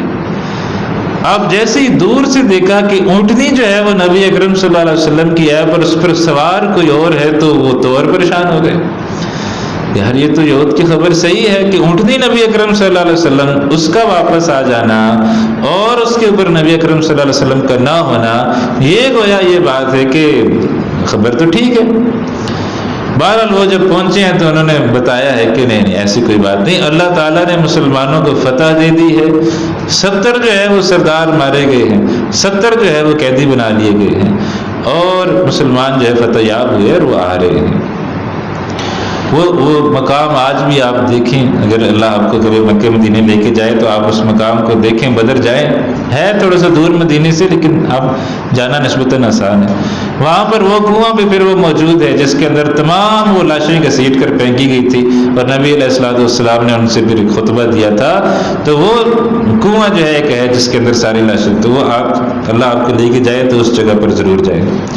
بہرحال نبی اکرم صلی اللہ علیہ وسلم ان 70 قیدیوں کو لے کے جو ہے وہ آ گئے مدینے۔ اب ان 70 قیدیوں کو کیا کرنا ہے؟ مشورہ ہوا، اللہ کے نبی صلی اللہ علیہ وسلم کی رائے کہ فدیہ لے کے چھوڑ دیا جائے۔ ابوبکر صدیق رضی اللہ عنہ کی بھی ایسی ہی رائے، لیکن حضرت عمر فاروق رضی اللہ تعالیٰ عنہ ان کی شان نرالی ہے، ان کا مزاج مختلف ہے۔ انہوں نے کہا میری رائے یہ ہے کہ ان تمام کو قتل کر دیا جائے، وہ جو 70 کے 70 لوگ ہیں ان تمام کو قتل کر دیا جائے، اور جو جس کا قریبی رشتہ دار ہے وہ اپنے قریبی رشتہ دار کو خود اپنے ہاتھوں سے قتل کرے۔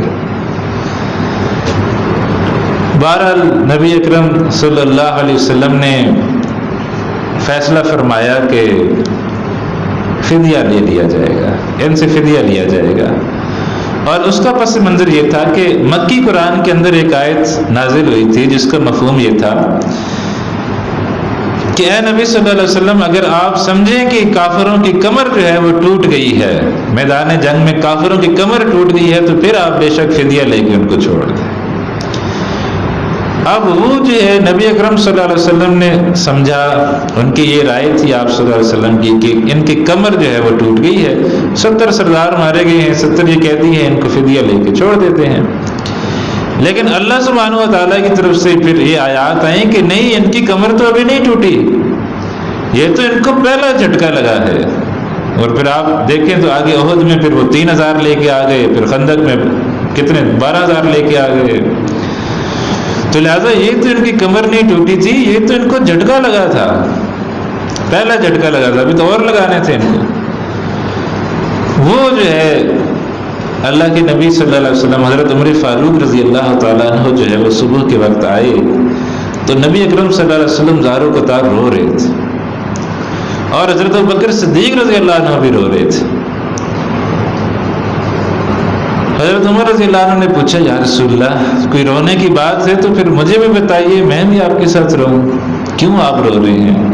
تو کہا کہ اللہ سبحانہ و تعالیٰ نے یہ آیات نازل فرمائی ہیں کہ آپ نے کیوں، اللہ آپ کو معاف کرے، کیوں آپ نے یہ فیصلہ جو ہے وہ کیا ہے، اور اگر آپ کے بارے میں پہلے یہ فیصلہ نہ ہو چکا ہوتا کہ اللہ تعالیٰ نے آپ کو معاف کیا ہوا ہے تو اللہ تعالیٰ آپ کو مزہ چکھاتا ہے۔ اس قدر سخت جو ہے وہ قرآن نازل ہوا کہ آپ نے کیوں جو ہے وہ ان 70 لوگوں کو چھوڑ دیا۔ بہرحال نبی اکرم صلی اللہ علیہ وسلم نے فیصلہ فرما لیا تھا کہ ان 70 جو ہے وہ لوگوں کو چھوڑا جائے، فدیہ دیا جائے گا۔ فدیہ یہ تھا کہ ایک اماؤنٹ طے کی تھی، اتنی دے دی جائے، یا کچھ بچوں کو پڑھا دیا جائے، یا اس طرح کا معاملہ۔ وہ پھر مکے سے لوگ آتے تھے، اپنی چیزیں جو طے تھا وہ دیتے اور لے کے چلے جاتے اپنے بندے کو۔ اس طرح وہ آہستہ آہستہ قیدی جو ہے وہ چھڑا کے لے کے جاتے رہے۔ اسی میں پھر وہ واقعہ ہوا ہے کہ ایک ہار آیا ہے نبی اکرم صلی اللہ علیہ وسلم کے پاس۔ اس ہار کو دیکھ کے حضور صلی اللہ علیہ وسلم جو ہے وہ پھر آپ دیدہ ہو گئے۔ آپ صلی اللہ علیہ وسلم کی ایک صاحبزادی ہیں حضرت زینب رضی اللہ تعالیٰ عنہ، یہ بڑی ہیں۔ جب آپ صلی اللہ علیہ وسلم ہجرت کر کے مدینے آ گئے تھے تو یہ نہیں آئی تھی، یہ ادھر ہی رہ گئی تھی، باقی 3 صاحبزادیاں آ گئی تھی مدینے۔ یہ اپنے شوہر کے ساتھ تھیں، ان کے شوہر نے اسلام قبول نہیں کیا تھا، ابو العاص، انہوں نے اسلام نہیں قبول کیا تھا، یہ ان کے ساتھ تھی۔ اور ابھی کوئی ایسا حکم بھی نہیں آیا تھا کہ بھائی مشرک اور مومنہ کا نکاح نہیں ہو سکتا تھا، ایسا کوئی حکم بھی نہیں آیا تھا۔ تو لہٰذا نبی اکرم صلی اللہ علیہ وسلم کے داماد جو ہیں وہ کافروں کی طرف سے لڑنے کے لیے آئے ہوئے تھے۔ تو یہ بہت کم لوگوں کو پتا ہے کہ نبی اکرم صلی اللہ علیہ وسلم کے اپنے حقیقی داماد کافروں کی طرف سے لڑنے آئے ہوئے تھے، وہ بھی قیدی بن گئے۔ اب ان کی رہائی کے لیے حضرت زینب رضی اللہ عنہ نے جو ہار بھیجا وہ حضرت خدیجہ رضی اللہ عنہ کا تھا۔ اور نبی اکرم صلی اللہ علیہ وسلم نے جیسے ہی اس ہار کو دیکھا ہے تو آپ کو خدیجہ یاد آ گئی کہ یہ تو ہار میری بیٹی نے بھیجا ہے، پھر خدیجہ کا ہار ہے۔ تو آپ صلی اللہ علیہ وسلم آپ دیدہ ہو گئے اس ہار کو دیکھ کے، اور صحابہ سے کہا اگر تم اجازت دو تو میں جو ہے پھر یہ ہار واپس بھیج دوں اور ابو العاص کو بھی چھوڑ دوں، اپنے داماد کو بھی چھوڑ دوں۔ اس کے بغیر صحابہ رو پڑے، کہا یا رسول اللہ کیا بات کریں، آپ ہمیں حکم کیجیے، ہم 70 کے 70 کو چھوڑ دیں گے۔ آپ اس ایک بندے کے لیے ہم سے اجازت پوچھ رہے ہیں، آپ ہمیں حکم دیجئے، ہم ان 70 کے 70 لوگوں کو چھوڑ دیں گے۔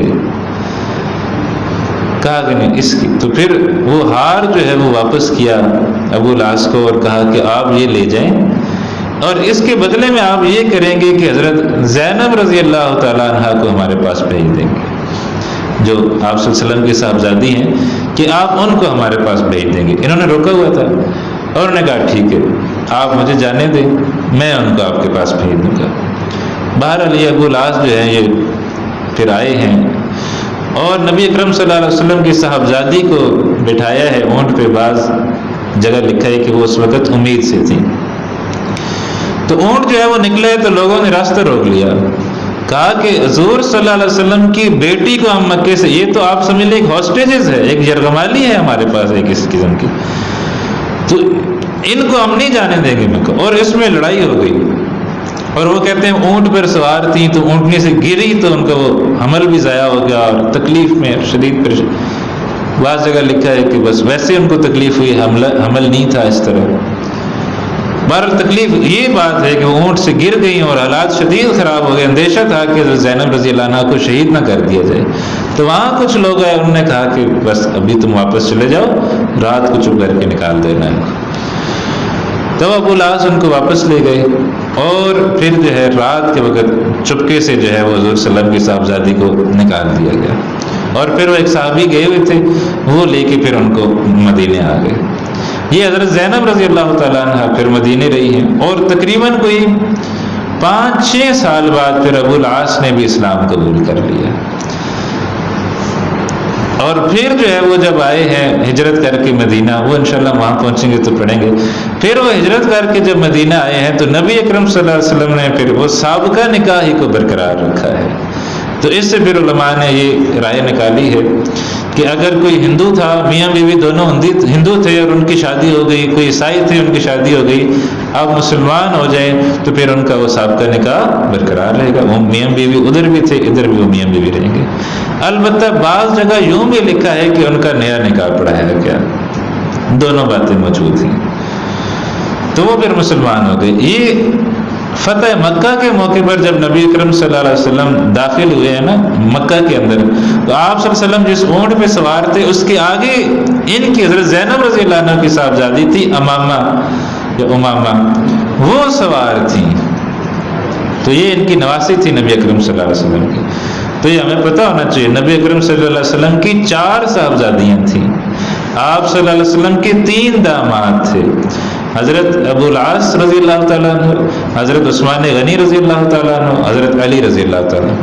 حضرت عثمان غنی رضی اللہ عنہ دوہرے داماد تھے، 2 بیٹیاں آپ صلی اللہ علیہ وسلم کی ان کے نکاح میں گئیں، دونوں کا انتقال ہو گیا. ہمیں یہ بھی پتہ ہونا چاہیے کہ نبی اکرم صلی اللہ علیہ وسلم کے کل 7 اولادیں تھیں، 4 بیٹے اور 3 بیٹیاں. آزان ہو جائے.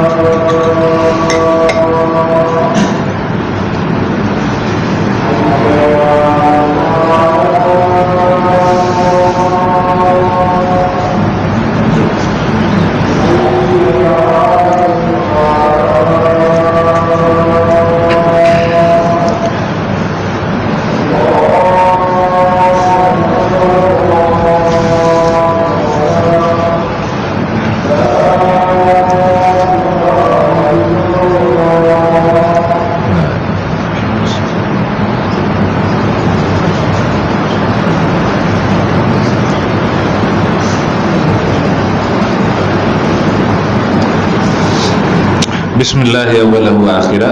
نبی اکرم صلی اللہ علیہ وسلم کی 4 صاحبزادیاں اور 3 صاحبزادے تھے، جن میں سے 6 اولادیں نبی اکرم صلی اللہ علیہ وسلم کی زندگی میں ہی انتقال کر گئی.